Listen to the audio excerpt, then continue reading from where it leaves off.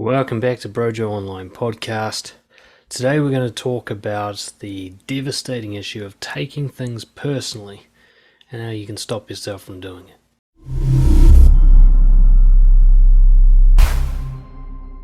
I think taking things personally is one of the primary causes of pain, socially speaking, for human beings.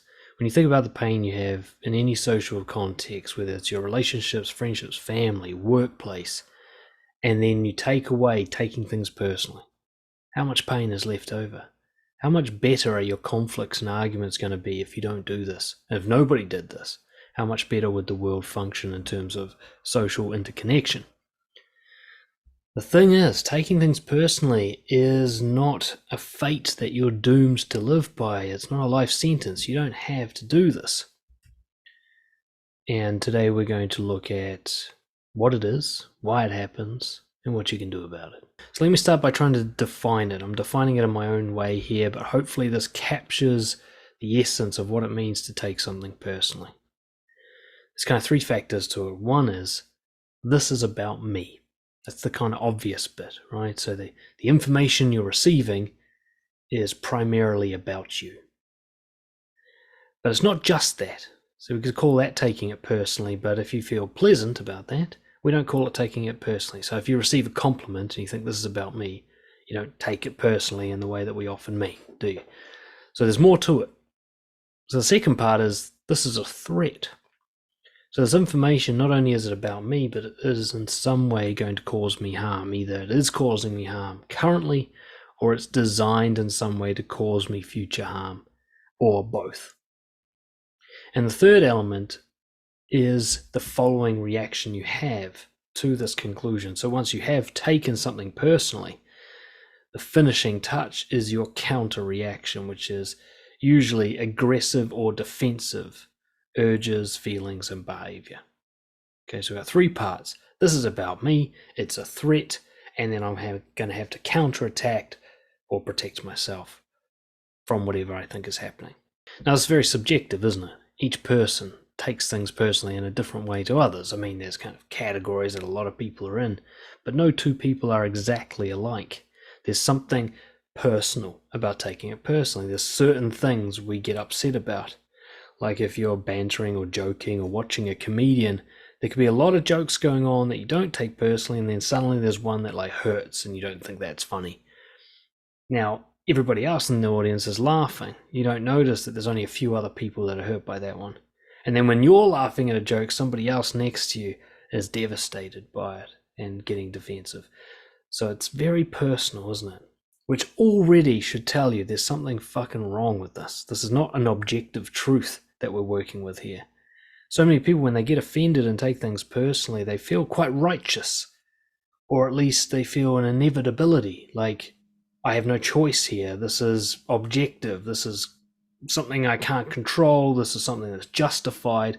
My reaction, the way I feel about this, the art of taking it personally, is really either no choice or it is the right thing to do.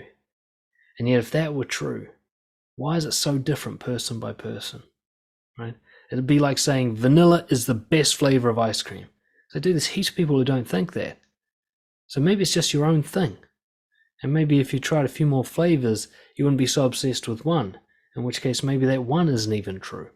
I don't know if that's the greatest metaphor or analogy to describe what we're talking about, but I want you to start by planting a seed. The things you take personally are your own things.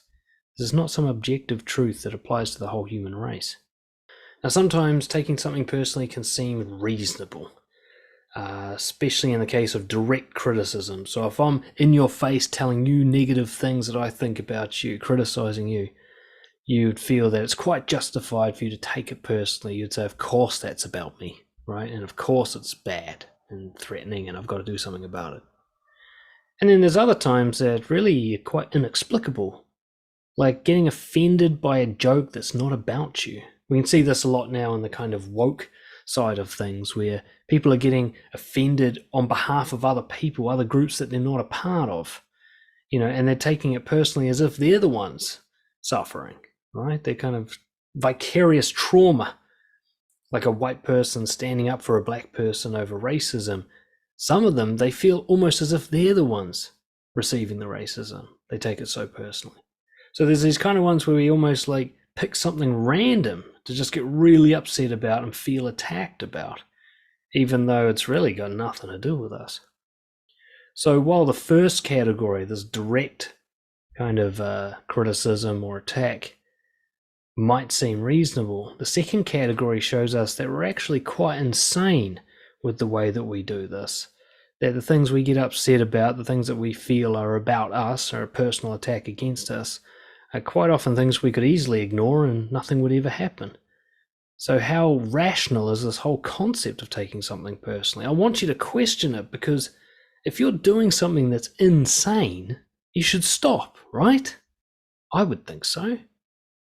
But people cling to taking things personally. There's almost a perverse kind of pride that people have in getting offended by things that they think are about them.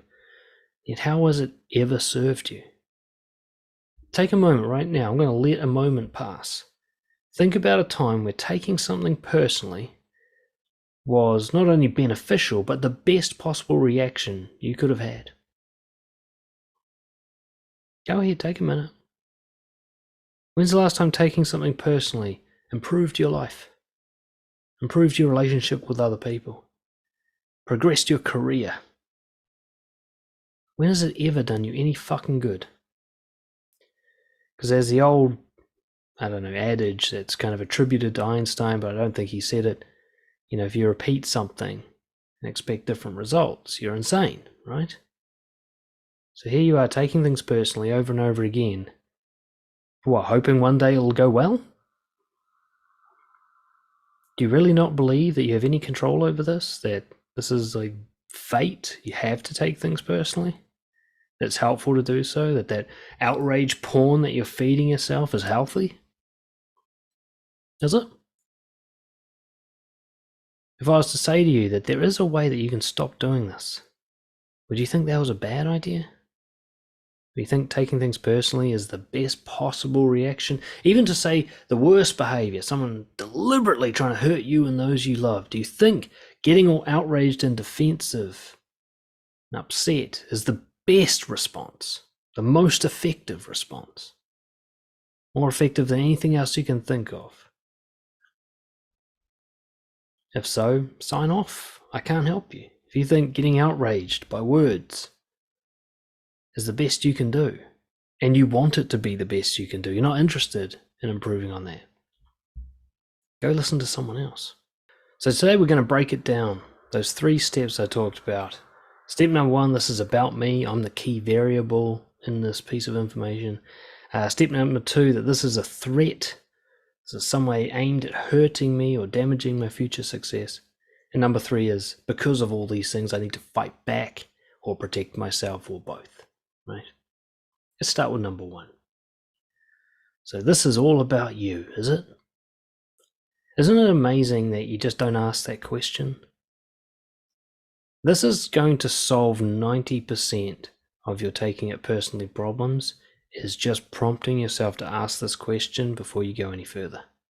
When you feel yourself getting upset, let's say you're in a confrontation with somebody, let's say the most obvious case, they're directly criticizing you, you feel like they're trying to harm you in some way, you're really sure this is about you. How often do you actually stop to double check? Like, given what I know, about everything that's going on, about the person talking to me, about the context, about what they're saying, is this about me? Or is there another more likely assumption?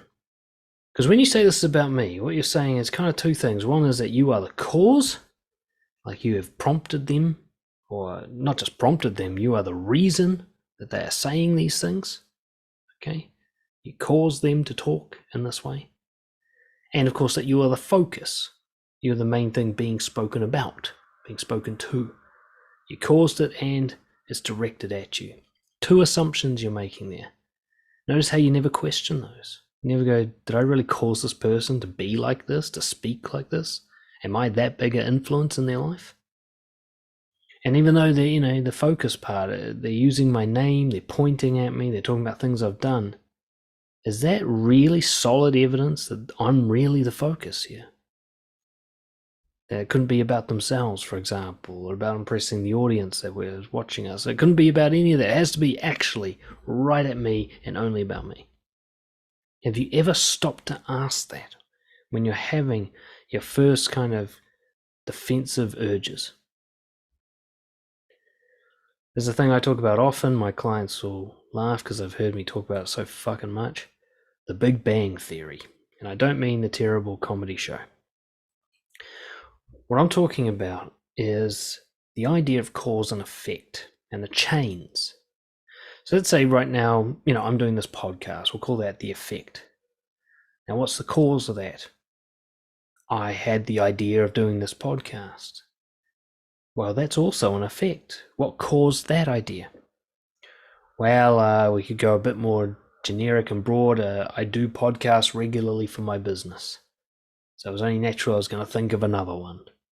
And I had clients who have this issue, so this topic combined with my consistency of doing podcasts, it was inevitable I was eventually going to do one on this topic. If I haven't already, I might be repeating myself. So, okay, so he does podcasts and he has clients, but that's an effect as well. What caused that? And we can keep doing this. We're going to go back through my entire business. We're going to go back through before I had a business and all the prompting that led up to me building my own business. We're going to go back through all the insecurities and issues I had when I was younger, which has all served as the kind of motivation force for me to do this kind of work. Then we're going to go back to what caused me to have those issues, so we're right back into my childhood now. And then we're kind of talking about my parents and my experiences in the womb. And now we've got to go, well, what caused them? So now we've got to go back through my parents' entire lives. Now we go, well, they had parents too, and other influences. What caused those? And it doesn't take much brain power to figure out that this is going to lead us back to the beginning.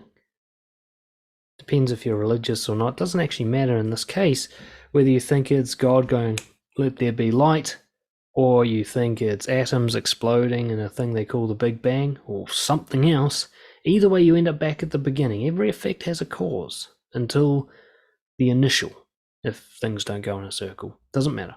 The point is, how can you be the cause of what that person is saying? What kind of arrogance and grandiosity are you filled with to think you are the Big Bang, right? Let's say somebody comes up to me out of nowhere. I've had this a few times, more online than anything else, where someone just comes out of nowhere swinging at me in the comment section of some piece of work I've done, just criticizing me, saying I'm a fraud and I'm full of shit and I'm generic, blah, blah, blah, Really just going hard. And I'm like, who is this avatar? They usually don't show their real names, but who's this person just having a fucking crack at me? I'm like, let's take one that happened recently. Someone just had a go at me in the YouTube comment section, just like comment. Pretty reasonable assumption is they've only watched the one video that they're commenting on. So if we say that video is 10 minutes and they watch the whole thing, what percentage of their life have I influenced them? We assume that they are in fact influenced by me while watching the video and their comments would suggest that they weren't even really listening to it. So much less than 1% that we can't even calculate. Let's say they're a person who's 30 years old and I've affected them for 10 minutes. I mean, that's such a small percentage that we would absolutely dismiss the likelihood that it had any real effect on their development as a person, right? I mean, compare that 10-minute video to like everything their parents did and everything their friends done, everything they've seen in the media. Like, what impact have I really had? The answer is actually not even a tiny percentage. It's none at all. The way they came at me in the comments shows that they were preloaded. They came with a loaded gun to that video. There is nothing I could have said in that video that would have gotten a different response from them if I was to stay true to my form. Anything about me is obviously upsetting to them from the second it starts playing. You can actually see in their comments that they start commenting on content that's like a minute in, and they're just commenting as they watch. So they don't even give me a chance to explain. I barely got through the intro and they're swinging. So the only logical conclusion is, whatever's causing them to give me this feedback, it's not actually me. They haven't had enough of me to really be caused to do anything. And the thing is, it doesn't mean it has to be less than 10 minutes or before it counts. Anybody doing this, let's say your parents, the people who've been around for ages, you've had a huge effect on them because they've known you since birth. You still at how many years before you were born? Anything from probably like 15 to 30, maybe more. And you think you're the one causing them to be the way they are? Their personality was set in stone before you were even thought of. What likelihood is it that you're the cause of the way they are reacting to you? Right? If someone has biases and preferences and all that, the most likely scenarios that was set in stone before this interaction they're having with you, before they gave you whatever criticism you're receiving. You didn't actually cause their reaction at all. Let's say I say something controversial like I don't know, I'm okay with people getting abortions, which is true, but I'm not here to fight about it. Now, if you're anti-abortion, you were anti-abortion before I said that. Your reaction to me saying I'm cool with abortions is predetermined. You actually couldn't have a different reaction to that, no matter how I said it or who said it. Your first reaction is whatever it is. However strongly you feel about it, it would have been, outrage through to just disagreement. But you couldn't, just because I say, you wouldn't be like, oh yeah, no, fair enough, if you're already anti-abortion. And if you're pro-abortion, you'd be like, right on. And you can't help that either. So did I cause you to have your feedback? To have the feeling that you're feeling? Or was it just destined to happen if I provoked the information that's already in your head? And again, remember the Big Bang. That information goes all the way back to the start of time. Somewhere in there is the apes that preceded humans, if you believe in evolution. And there's fish swimming in the sea that had some part in it. There's stardust spreading across the universe that had some part in it. There's explosions and supernovas that some way affected your decision. And you think it's about you when someone says something? What you'll come to realize is that nobody has ever said anything that is caused by you. Influenced? Maybe. But generally speaking, beliefs, personality, preferences, especially preferences, you don't get a say in somebody else's. And even if you do, it's because they let you, which really means it was their choice. So when you're thinking, I caused this person to say this thing, my behavior is the reason they're speaking. Now, all your behavior did was flick a match into a box of fireworks. The box of fireworks was already there. You're just a tiny little match. You're nothing. They were already prepared to have this response to you. Now, when you say that you're the focus, you're implying intent. You're saying this is aimed at you.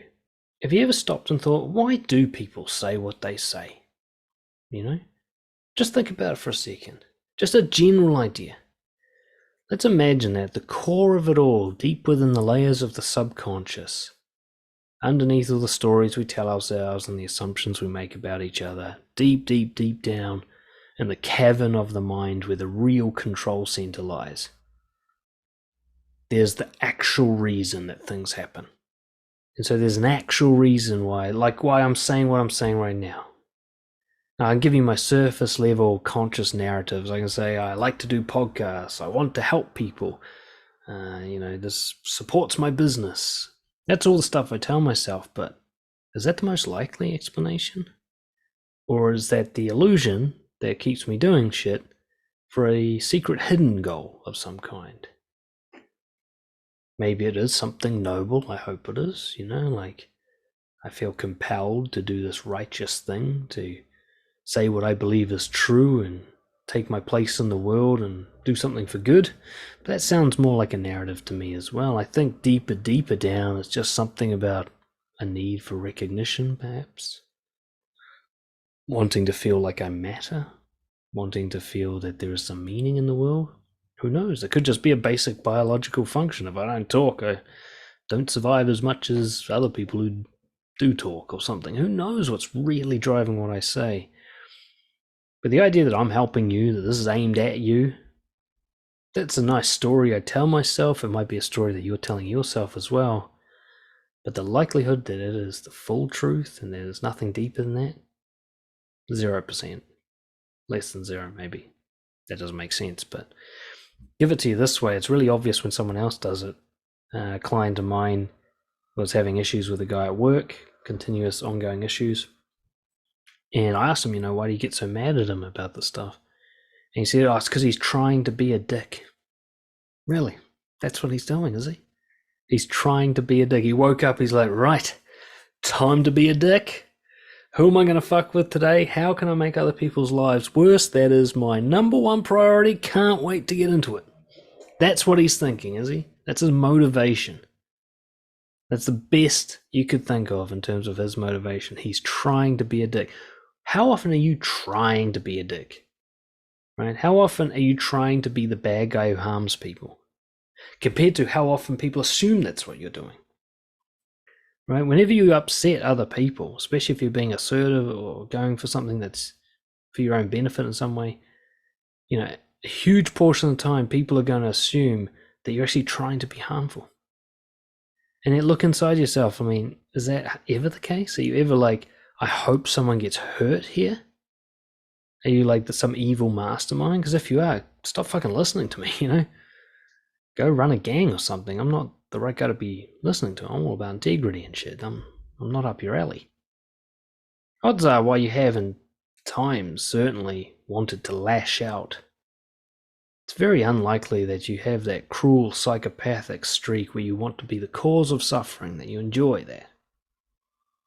Very unlikely. So what's the likelihood that someone else is? What's the likelihood that they're looking at you and going, okay, I need to make his life much, much worse. How can I do that? How likely is it that many people are evil? Because that's what you're talking about. That's evil. That cold, rational desire to do harm to others. That's the very definition of evil. What's more likely? I'll tell you what's more likely. What's more likely is that they have another agenda.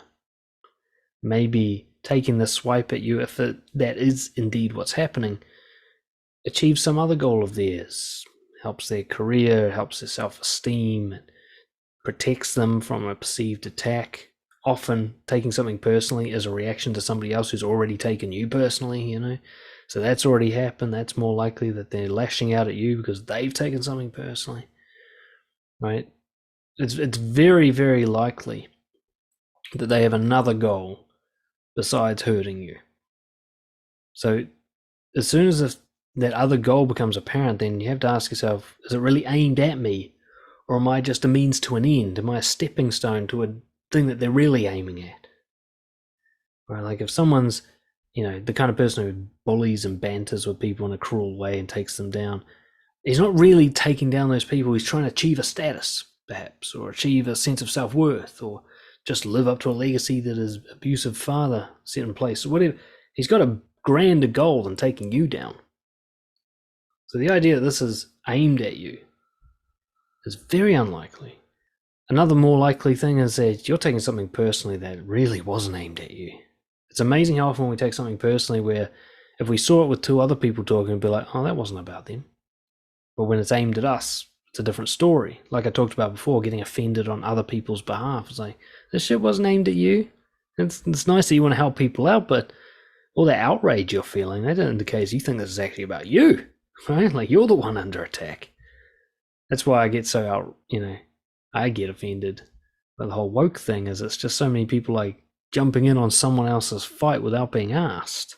It's like, dude, you're just platforming for yourself, motherfucker. You're not really interested in helping the people actually being attacked. But let's not go down that rabbit hole today. So you've taken something that wasn't about you and you've taken it for you. I remember seeing a meme along these lines, a picture of Samuel L. Jackson for some reason, and it says something like, what did it say? It's like, if you're offended, know that this wasn't aimed at you, but if the shoe fits, feel free to wear that motherfucker. It's this kind of idea like, how many times have you taken something that was just someone sharing their thoughts, their opinions, their preferences, and made it about you? How many times have you noticed other people do that? Let's say you're sharing a political opinion with a friend and somebody jumps in like, how dare you say that? It's like, motherfucker, I wasn't even talking to you. Right? They just take something personally and you didn't even know they were there. That's more often the case than someone actually trying to direct something at you. And of course, as I think I've already mentioned, they already see you as a threat. What you're taking as criticism or, an attack on you, it's actually them defending themselves from you, which either means you are threatening them, you have done something that they reasonably should be threatened by, or they've misread the situation, they've misunderstood you, they've projected their insecurities onto you, just like you're now doing to them. Either way, taking it personally doesn't make sense. So if you have been threatening them, then of course they should defend themselves. Well, not should, perhaps, but if they're a human, that's going to be the most likely response. We'll talk about not doing that a bit later on. So if you're threatening someone and they come back at you, you can't be like, oh, can't believe you're doing this. And like, well, you should believe it. You fucking provoked it. But if you're not, if you're like, I had no intent to hurt this dude, I don't know why he's coming at me so strong. Like, the example I gave with the person coming at me in the comment section. I mean, I've never, ever in my life put out a piece of content with the aim of hurting someone. I've always had in my mind, like, if you don't like what I'm saying, just go watch something else. I always made it, like, really obvious what I'm about to talk about and what my views are and what my sort of philosophy is so that you can bail out as quickly as possible before I step on your toes. So for someone to think I'm trying to hurt them, that I'm coming at them, definitely a misread, right? Definitely means they don't understand me. They've made something up about me. Well, it's a good chance you're doing that about someone else when you think they're focused on me. So when you think of everything I've said, before you take something personally with someone, you've got to ask yourself, have I removed all the other possibilities? Have I removed the possibility that I'm misreading the situation and misunderstanding them? Have I removed the possibility that maybe I'm not the biggest influence in their life and something else is causing this reaction? Or have I removed the possibility that I'm misreading this and it isn't actually anything to do with me? Or have I removed the possibility that my own insecurities are creating a sensitive reaction to something that's actually pretty neutral and harmless? And once you go, okay, I have removed all these and this is definitely whatever, then maybe we can move on to the next step. I want to finish with a little story again. My clients will nod because I've told this a million times, but it's a personal one. An auntie of mine and a grandfather, they started having a falling out a couple of decades ago, I guess it was. Really inexplicable. The whole family was just baffled as these two sort of went to war. I was too young maybe to be included deeply, so I don't know the details of, things they said to each other or what they were in conflict about. I just know that it was bad and that it split the family. This big rift on that side of it's my father's side of the family. This big rift opened up and people had to choose sides, and I remember my father was like really uncomfortably in the middle. He was very stressed out about it. Went on for like 10 years, slowly escalating, getting worse over time. People stopped talking to each other, it's like one army versus another, one army led by my grandfather, another by my auntie. And then it started to get really bizarre, and people started to claw onto the fact that there's something fucked up about this. It doesn't make sense. It's not rational anymore. It's getting really like weird. And within a very short period of time from each other, they were both diagnosed as having dementia. And it was clear from the testing that they'd had dementia for quite some time. And it was very obvious that the dementia was in fact the cause of the conflict. They were both imagining and deluded and turned on each other.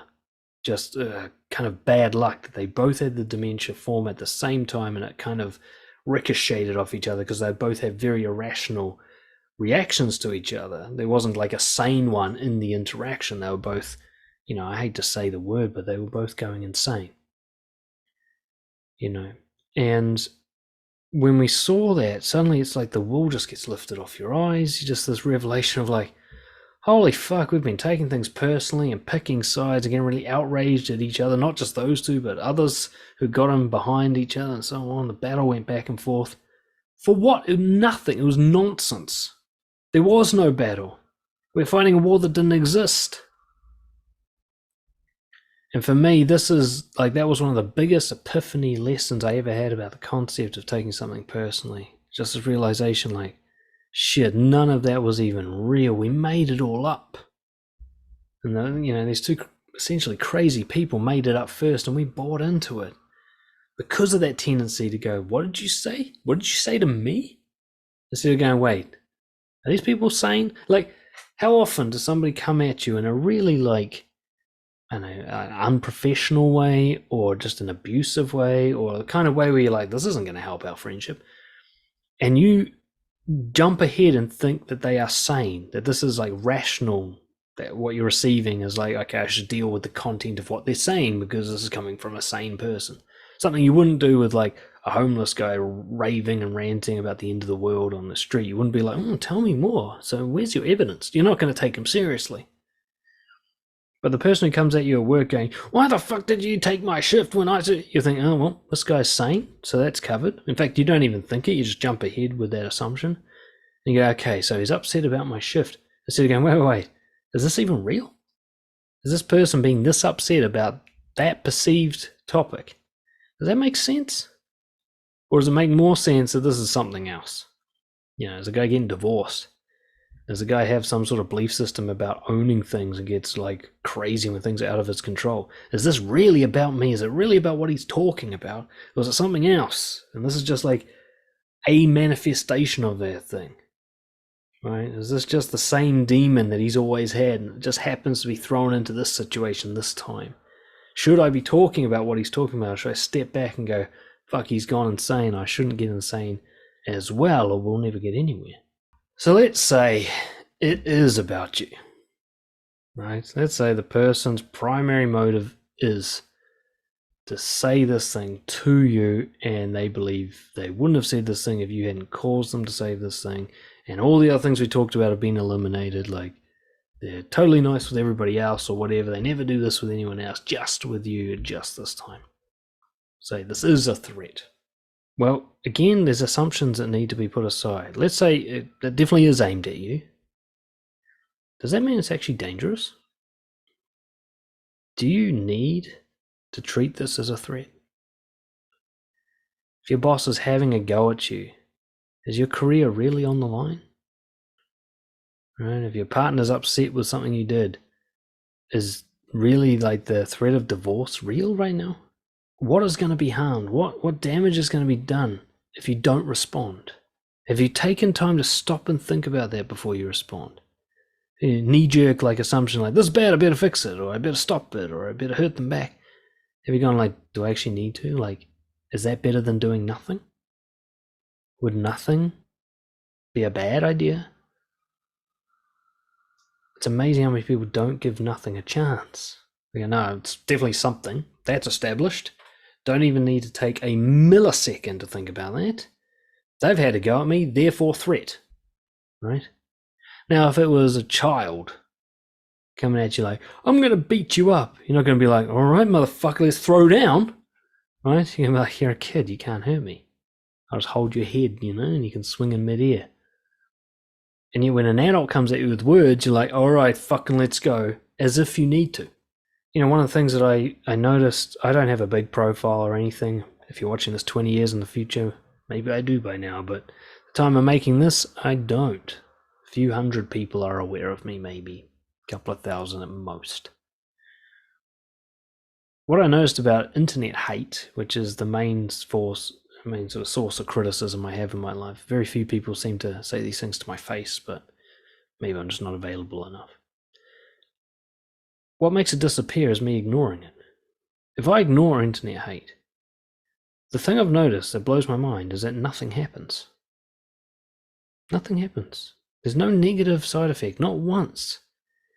Have I disregarded an email or skipped over a comment or whatever and had something bad happen to me? Now, of course, this is online, it's distant and so on, but I've had similar experiences in person where it's rarer, but usually in like a group setting where I might be running a free event, so just any old people show up. I haven't filtered for the people coming in. I might occasionally get someone who goes against the grain. But I've found, without doubt, without exception, whether it's on the internet or in person, if I respond, it always gets worse. Always. It's like a fire, and all I've got to throw on it is petrol.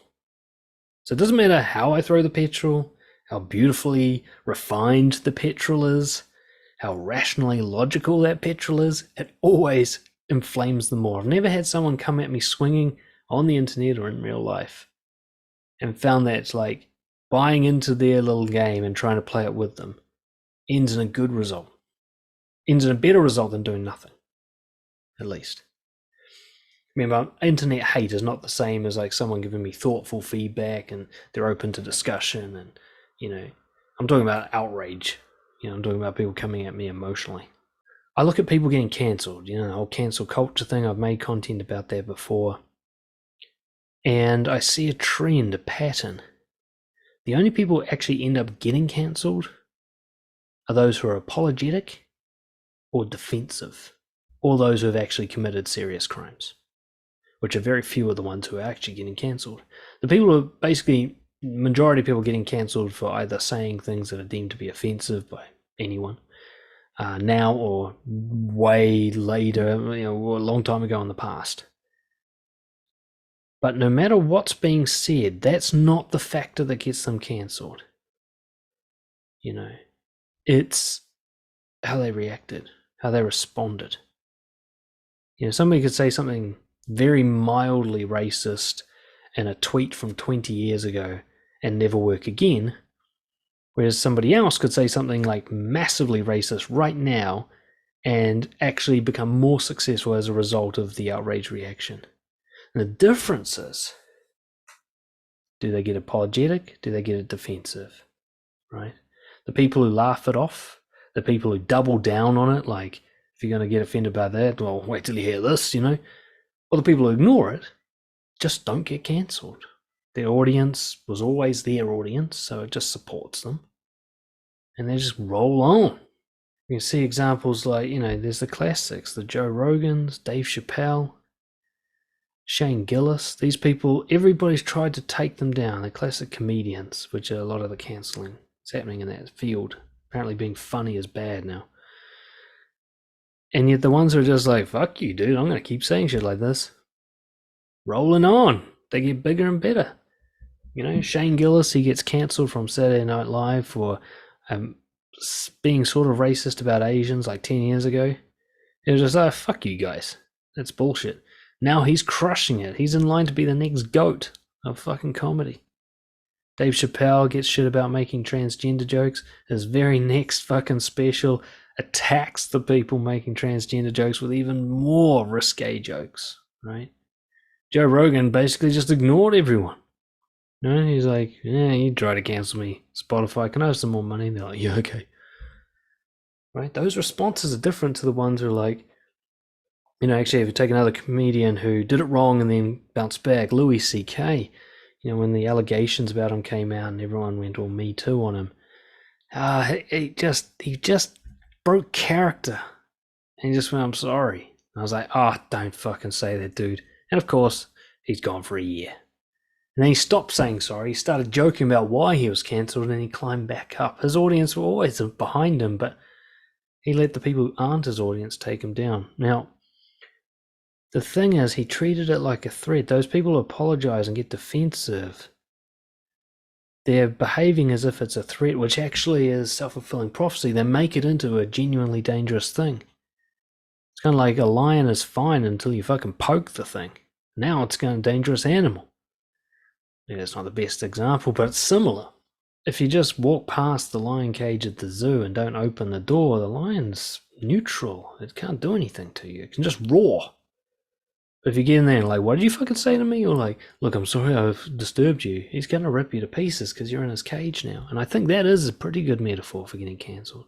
While there are definitely times where someone is a threat to you, it is such a small percentage of the times you think you're being threatened. And the fact that you treat everything like a threat is actually dangerous because you're not treating the real things like a threat quite often. It's amazing to me how many people will take heaps of things personally, get all outraged and defensive while allowing abuse to happen in one area of their life. I've seen that people have like an abusive partner they do all sorts of things at work where they just take everything personally and cause drama all the time. Like, what did you say? Did you assume my gender? Whatever. Like, they're doing all this shit. And then they go home to someone who's just pulling them apart piece by piece and they do nothing. So, dude, do you even know what a threat is? Shit. Even if it is a threat, taking it personally, getting defensive, it only plays into their hands. If you react the way they're trying to make you react, you're not winning, are you? You think about that's the very definition of a successful manipulation, is to provoke you into a preferred reaction. That's what manipulation is. I try to provoke you to behave and feel in a way that suits my purposes. So if you get defensive when somebody's trying to offend you, bravo, you've done exactly what they were trying to do. How do you think that's winning? How do you think that's going to be a successful strategy if they're trying to manipulate you and you're playing along? Think of the great debates and arguments you've seen in your life, and what you'll notice if you're being exposed to decent ones is that the winner is actually the one who doesn't play the game. The winner is the one who calls out the bullshit, who doesn't get hyped up and pulled into side stories or, cheap swipes or, little tactics that are full of crap. And they just stay strong and true, and they just go, I'm not fucking playing that game. They just stay strong and true on the point. They might not win in terms of on the day get the most support, but on the lifetime scale, they end up better off than the person who plays those games, without question. If you want an example of that, there's a great debate where Stephen Fry and Jordan Peterson team up against two other people whose names I've forgotten to debate the concept of political correctness. Now, I'm not actually trying to make a stance on PC itself, but if you want to watch the way Stephen Fry argues in that, while the others are doing baiting and mockery and, provocations and outrageous statements, he just stays on point with this just heartfelt, authentic integrity spiel. And there just can be no doubt at the end that the others just look stupid in comparison to him. Peterson actually holds his ground pretty well in that one as well. So if you think taking it personally, getting all upset, playing the game that they're trying to make you play is a good idea, you're a fucking idiot. Sorry, I've been one before. You got to learn the hard way. I've learned that working with criminal offenders. I used to work with some of the most manipulative people on this planet. Predatory, psychopathic, sex offenders, murderers, gang leaders. These people are very good at manipulation, and one of the things they often try to do is to get you to react to something. Usually, oddly enough, their favorite technique for a probation officer, I guess, is distraction. They're trying to get you away from talking about the thing you want to talk about. Because usually the thing you want to talk about is enforcing rules and preventing their reoffending and, getting into the psychology of why they do the fucked up things they do. And obviously, they're not interested in going down that path. So they'll throw things at you to try and emotionally distract you. They might try and make you feel sorry for them. They might try and offend you and make you angry. Might try and invalidate you and get you to prove yourself. As long as it's not talking about the shit that they really don't want you talking about, they're fine with it. And what I found is, if I could counter that stuff, eventually they're going to do a thing where they go extinction, as it's known in manipulation talk, which is they double down, escalate, get really emotional, get really outraged, get really fucking dominating and quite intimidating. And they go as hard as they can to see if they can break you. And this is, whenever you're dealing with an unhealthy person, this is how they'll react to you setting boundaries. They'll go to extinction. They'll just blow up and try and get you to back down. And what I found was, it's kind of like holding your breath. If you just keep a calm frame, if you just go as if they're not doing it really, no matter how much they get outraged, no matter how much they raise their voice and interrupt you, you don't. You stay calm, you just speak quietly. Sometimes I'll be saying something look, we need to talk about the blah, blah, blah. And the whole time they're fuck you, shut up, fuck you. I wouldn't stop, I'd just finish my paragraph. And they'd stop they'd been listening attentively. I'd treat them like they're calm. It only I think I timed it once. The average is about 4 minutes for a really outraged person. That might even be the extreme. It might be more like 2 minutes for them to calm down. And they'd keep extincting, if that's a word again, but if I maintain my frame, they just couldn't maintain theirs. So when somebody is behaving in a threatening way to you, the best thing you can do is actually treat them like they're not. And if you can hold that stronger than they can hold whatever they're doing, they're going to feel this psychological compulsion to meet you at your level. It's it's cognitive dissonance. It's very uncomfortable psychologically to be in a completely different state to the other person in the room. Like if you've ever noticed being in a room, like you're calm, but the people in the room are anxious, and they're really anxious, it starts to make you anxious. You notice how you can't just stay calm? Basically, the person who's more into what they're doing than the other person, it's called frame control in various practices, kind of wins the day. Everybody else will meet them at their level. That drive for harmony is within all of us, even the most antisocial people. So if you can hold, in other words, do nothing, it's actually one of the most secure things you can do. It's one of the most safest things you can do to a real threat. And another attempt, of course, is you can just call out the threat. We'll talk about this a bit more at the end, maybe, according to my notes, but if somebody is being threatening, whether you're sure about it or not, just call it out as a threat. It's like, I believe you're just saying that to harm me. You know, I believe the reason you're saying what you're saying is to cause me some sort of pain. And I can't keep talking to you until we deal with your intentions. Until you're intending to get a good result for both of us out of this conversation, we can't talk about that topic any further. Words to that effect, and I call it going pit bull. When a pit bull locks its jaws and you can't even remove it. Lock your jaws on the point that they're trying to harm you until it's dealt with. Right? No matter what, when they're like, fuck you, no, we got to talk about this. Like, we're not talking about shit until we talk about you trying to harm me. Till we get that sorted and healed. And you just go, I don't care. I don't care if it takes us the rest of our lives to have this conversation. We are not talking about anything until we deal with the way you're disrespecting me. Until we deal with the threat that you pose to me. You don't have to get the words all perfect like I'm doing now, sort of thing, but it's a great way to deal with the threat is just remain calm, do nothing about it, and then if that's if you think more needs to be done, just calling it out and putting the spotlight on it. Very few people can harm you out in the open. They can't help you with everyone knowing that it's happening. And they can't abuse you if everyone's going like, hey, that guy's abusing him. And you're like, yeah, see, this is abuse. It's very hard for them to keep doing it. So call it out until it stops happening. So lastly was point 3, the counterattack. Now, the most likely reactions we have to coming to the conclusion of taking something personally is we either fume silently. That's usually a waiting room for further reactions. We fume about it. We stop listening to them at this point usually, or just heart beating in our fucking heads. And we either, if we're kind of, low self-confidence or whatever, we'll feel ashamed. We'll feel bad about ourselves for what's happening. Or counterattack, we'll feel bad about them and we'll take it out on them. So fuming, shame, counterattack, those are the 3 most likely responses to taking something personally, off the top of my head. I want you to imagine something. Imagine you're in a boxing ring and the other guy is just swinging punches, going hard, but he's right on the other side of the ring, like he's in his corner and you're in your corner, and he's staying on the spot, just swinging like a motherfucker. Would you walk into it? Would you go, all right, I'll go over to him then, and just walk into his fucking range of damage? If you realized he was just planted on the spot, like he wasn't going anywhere? If you wanted to win the fight, wouldn't you just wait for him to tire himself out? Hey. You wouldn't go over there and be like, all right, let's take some of these hits. You would at least, okay, let's see if he's going to walk towards me before I fucking get my hands up. And yet, when we're in a conversation and someone starts swinging verbally, we walk into it.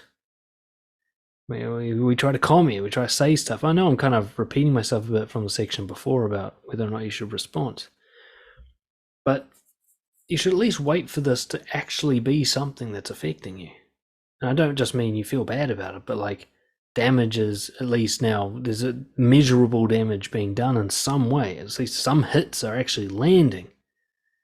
You're getting yelled at a team meeting and you see people going, all right, we're going to have to discuss your future at this company. It's really going somewhere, not just someone's yelling and nothing's actually happening. So your first response always has got to be no response. It's very rare you're going to be in a situation where you have to spontaneously react instantaneously. That would be a life-threatening situation, in which case we're not really talking about taking something personally, we're talking about something else. When it comes to you taking something personally, very, very, very unlikely that you need to respond quickly. So pause. Just fucking pause. Wait, because your initial reaction might be petrol on the fire. You don't want to make this worse, do you?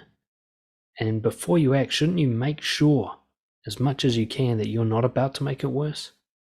That your reaction is not worse than doing nothing? You got to treat them almost like they're talking gibberish. You know, we've talked about before, you taking it personally. This is about me. I caused this. It's at me. It's much more likely that they're going insane in some way, or you've misunderstood them. So if that were the truth, if they were just talking shit, or they're actually being totally non-threatening and you're just taking it personally, doing nothing is the very best response. You know, don't throw fuel on it, or don't start a fire where there isn't one. Doing nothing just lets the thing play out. Right? If there's a homeless guy on the street ranting and raving about the end of the world, the best thing to do is not talk to him about it. You are not going to make him behave less fucking crazy by engaging in this interaction.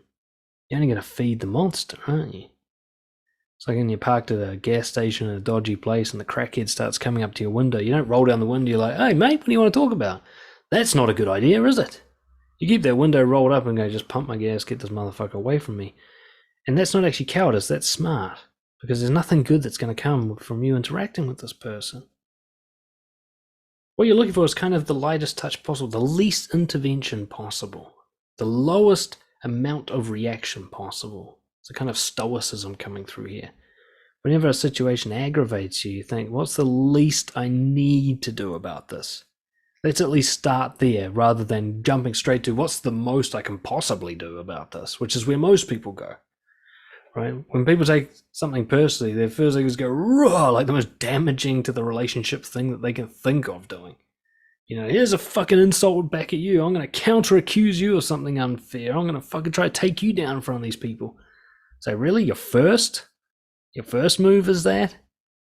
It's like playing chess and like instead of putting a pawn out, you just illegally take your queen and just start smashing all their pieces off the board. It's like, maybe there's some moves you can make before you try that one, you know? Shit. So pause, take some time. Okay, what's the least I can do? I mean, the very least, don't play their game. If they're clearly trying to play some sort of game with you, whether you're deluded or not about that, it doesn't matter. Playing it isn't going to help. Playing it's not the best available move, is it? What I've found is holding the respect frame is the best available move, right? Like we talked about in the previous section, I guess, that pit bull idea, like if you feel that you're being disrespected in some way, then the disrespect itself is what needs to be dealt with before anything else can be talked about. Now, disrespect is one of two things. Either they are disrespecting you, they're crossing boundaries that you have set, they're deliberately behaving or unconsciously behaving in a way that, you know, breaches your values, or you've misread the situation as disrespect. Either way, the concept of disrespect needs to be talked about. And that's the only thing that needs to be talked about. And that is the best possible and least kind of reactive reaction you can have. You know, refuse to discuss anything else until respectful boundaries are being adhered to, until the rules of the game have been mutually agreed upon, you know, the code of conduct. It's kind of like a patient parent waiting for a tantruming child to calm down before they talk about things. Right? The kid's kicking and screaming and melting down in the supermarket, and what the patient parent does is just kneel beside them and just hold their arms open and go, look, we'll have a hug when you're ready, and then we can talk about it. But I'm not going to talk about anything until this is finished, whatever this is. Right?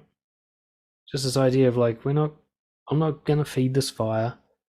I'm not going to walk away either. I'm just going to wait for it to burn out, and then we can figure out what's actually going on. And that's respect. You're respecting them, but you're also holding respect for yourself. You're saying, I'm not going to play this. This isn't how I do things. Right? And you're also keeping that little bit of curiosity open, like there's a chance I'm being too sensitive or I misread something, so This discussion will bring that up. If I say to someone, like, before we go any further, I'm feeling disrespected by the way you're talking to me, and they go like, whoa, that wasn't my intention at all. I thought you wanted this feedback. You said you wanted feedback, and I'm giving it to you. And you're like, fuck, I did ask for that feedback. Actually, why am I upset? You can realize, shit, this isn't disrespect, right? They're actually going by the boundaries I set. We say, that's really offensive. And they're like, I didn't know you were offended by that. You're like, oh, fair enough. I never told them I was offended by that. How are they supposed to know? That's not fair. This isn't disrespect. This is naivety. They weren't aware of what is a no-go zone for me. Now, if I say, like, it's offensive when you say that to me, and they're like, oh, yeah, well, fucking blah, blah, blah, blah, and then they come at you with more of it, okay, now they're disrespecting your boundary. Doesn't mean it was a good boundary to have, but they're your boundaries. Disrespect is a knowledge of your boundaries and then crossing it. If they don't know what your boundaries are, then you can't hold them to account for those. That's called a covert contract, and it is fucked up. You can't do that if you want a healthy relationship. Respect means you treat each other as equals, and you work towards a win-win solution peacefully. So until you're treating each other that way, there's nothing else to talk about. And that is the best way to neutralize a threat. Like I said, I've worked with criminal offenders who have murdered people, who would happily kill me if they thought they could get away with it. And I've had them going off at me. And when that happens, I just stick to my guns. I'm just like, look, we can talk about anything you like, dude, once you start talking to me with respect. Right? I'll wait as long as you need to, 15 minutes, 20. I know you got a busy day, so it's up to you how long you want to take, but I got the whole afternoon, dude. I can bring you back in tomorrow. We can start over again. Or we can quickly get to a point where you treat me like a man and I'll do the same for you. Up to you, bro. Take your time. They'll be like, yeah, but what about my fucking blah, blah, blah? I'm like, we can talk about anything, dude, but we haven't talked about respect yet, so we haven't got that established. Can't touch any of those other topics until I've got them in my mind, parked and written a little list here. I'm ready for them. As soon as you're ready to treat me with respect, we get straight into it, bro. I had a lot of conversations along those lines. I'm kind of making it up off the top of my head, but it comes from experience. I'm able to say this stuff off the top of my head because I've had to say it so many fucking times. Get used to talking to people like that, whether it's a child or an adult. Like, man, we can talk about anything you want, dude. Whatever issue, if I've behaved badly, I want to talk about it. If you think I've crossed your boundaries, then I need to know that. Or maybe this is something else, I don't know. But I can't do it while you're talking to me like this. I can't do it if you're bringing that attitude to the situation. I can't do it if you're shouting. I can't do it if you're going to use name calling and insults. I can't do it if you're going to bring up the past and it doesn't relate to what we're talking about. I have to wait for all that stuff to finish before we can talk. But I'm definitely keen to talk about this stuff. I'm not trying to get out of it. So you just take your time, however long you need. If you want to keep throwing insults, I can wait 10 minutes. It's all good. I'll wait for you to run out of breath if I have to, but we're not going anywhere on those issues. You see what I mean? Can you imagine what it would be like trying to have a go at someone who talked like that? How impossible it would be to keep disrespecting a person who just calmly holds that line with that patience and with that kind of compassion, knowing that, you're better than this. You don't need to do it this way. And I'm going to wait for you to get to that state that you can get to. I found that was really helpful for working with criminals. Was I treat them like underneath it all, they were a rational, intelligent person kind of thing. And so when they're having a big random go at me and they're being really unreasonable and kind of crazy and, this is why they're here, if they didn't behave like this, they wouldn't go to jail all the time. I'd just be like, I think this guy can do better than this. And I'll just wait to see if it can happen. And I found that worked even with the most volatile people. I mean, I've had guys who, like, as soon as you walk in the room, they're throwing chairs, punching themselves in the face, making threats about going home to get a shotgun. Those kind of people, really, really difficult people to deal with. And if I was just looked at them like, I don't think that's the best you got. I don't think that's the most sane and awesome you can be. I'll wait around and see if there's something better. And I'd express this to them in various ways. And that, I found, was the best counterattack. Or, as Marcus Aurelius is quoted as saying, and I might misquote him a bit here, is the best revenge is to be unlike him who caused the injury. In other words, the best revenge is to not be like that. Whatever they're doing, the best thing you can do as a counterattack is not that. Right? Be stronger as a calm, rational, respectful person and outlast them. Endure until they give in. Right? Because even if let's say it's somebody you don't want to have a long-term relationship with or whatever, and this isn't really about the two of you. Let's say you're in a team meeting and somebody else on the team's having a massive go at you in front of everybody, and you just hold that strong, firm. They're like, what are you going to tell me about the spreadsheet? Like, man, we can't talk about spreadsheets at all until you start respecting me. I mean, I don't want to keep everyone waiting, but I can't go into that topic with you talking to me like this. Can't be done. No apology, not like sorry. It's just like, can't be done. That's facts, mate. But I'll wait. I got all day. It's all good. I get paid either way, so do what you got to do, brother. Get it out. Let go. In the end, everybody in the room's going to be on your side witnessing this. They're going to be like, man, that guy's got some fucking balls. Or woman with ovaries, or whatever the equivalent is. If you're the one that does not back down, doesn't escalate, then it almost doesn't matter what's being spoken about. You will be perceived as the winner, because the truth is you are the winner internally. You didn't buy into their bullshit. You didn't let yourself become insane. You didn't take it personally. So, conclusion. Let me check my notes here. The key is to stop begging the question, is this about me? Stop skipping over that question, assuming it is. And look for more likely explanations first. As soon as things get heated or you feel emotional about what's being said, stop and go, okay, what's the more likely explanation for what they're doing or saying than it's about me? Try being compassionate about their malfunction, their insecurities, your own insecurities. You taking it personally is unlikely to be an accurate, reasonable reaction to what's happening. So take some time with yourself, like, okay, I got a tendency to get worked up about this shit. I've learned my lesson so many times before. It's probably not about me. Just take a moment, just breathe. This is you getting triggered with your bullshit, fucking wound, trauma, whatever it is. Just take a moment, get over it, and then think again what else this could be. That's 90% of your problem solved. If you can do that step properly, you don't even need to worry about other steps, because that will solve it. You'll either see that no matter what the person is saying, that this is their problem, or you'll see that you misunderstood and nothing bad's actually happening. Either way, the response is the same. Just be respectful and demand respect in return. Even if it is about you, and those rare occasions where someone's actually trying to harm you, always keep in mind it's for a grander goal. You're not the end game. You're just a piece on the board that they're trying to move around. Reacting to it's not going to help. Trying to play their game, you got to assume they're better at you at the game they're trying to play. I found that was the most helpful assumption I could possibly make working with criminal offenders. Now, granted, in that case, it was very true. I was being manipulated by the very best, people who had nothing to lose, who are masters of applied psychology. They might never have read a book, but they could read your mind. If I was to try to play the manipulate, counter-manipulate sort of thing, it's like me playing chess against a grandmaster. I was so far out of my league that they would actually have me believe I was winning as I was losing. So I found it was better to play the role of like white belt. Like, I'm not going to fight you because I can't. Like, you're going to whip my ass, so I'm going to avoid this fight. You know what I mean? I don't mean I back down. What I mean is I'm not fighting. We're not fighting. I'm not good in this. This kind of like humility about my naivety. For example, if I'm with someone and I feel like maybe they're manipulating me, instead of me trying to counter that, I'll be like, look, dude, I think you're manipulating me. You might even be doing it successfully. So I'm going to have to make some phone calls to double check what you're saying and like keep myself safe. And it was amazing how often something like that would be like, oh, fuck, this guy's actually going to keep an eye on me. I can't do this shit. Somebody would say something like, oh, I got a job. Yeah, just like you said I should. I went and got a job. I was inspired by what you said. I'd say, you know what? I feel like you're using flattery to distract me. So I'm going to go ahead and call that job that you said that you got and make sure it's legit.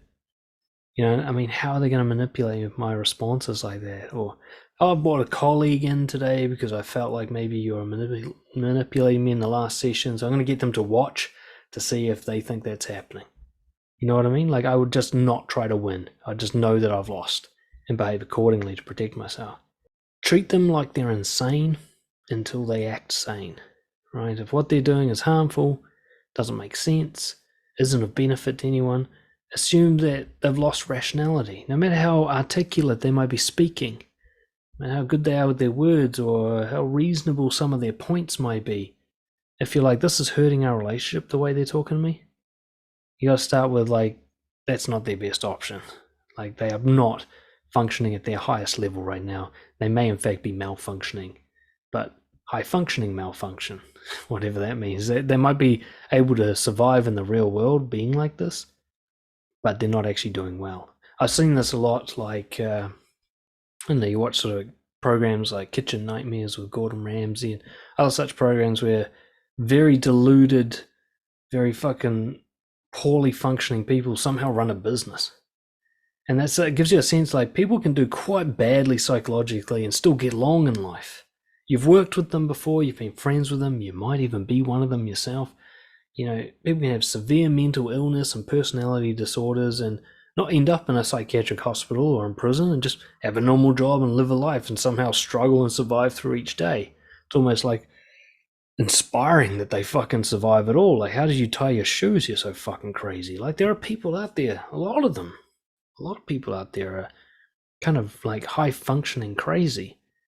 And so you got to stop treating everyone like they're sane and rational, like what they're saying makes sense and, you know, that what they're saying is actually what they mean and so on. It's especially once somebody gets emotional, it's very unlikely. If someone's getting worked up and having a go or whatever, the most likely thing is that whatever they're saying is not what they're really saying. Like, this person's lost it. So you should react accordingly. Like, okay, I'm going to stop like getting tied up on exactly what they're saying. Try to figure out like what kind of crazy shit's going on underneath. And that'll help you realize it's not about you, because it never fucking is about you. Really. Like, never. Not once.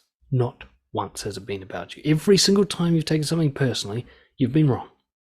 Every single time. And even if I'm not correct about that, that's still the most helpful frame to take. To assume like your first reaction of taking it personally is the least helpful reaction you could have, that's always true. Really. So instead of fighting back, you call out what you believe is happening, the harmful intent. You might have to take a loss of face, but you got to be the calm in the storm, you know? Play the long game of winning your own integrity, of being the person you admire in these situations rather than the person who wins the debate.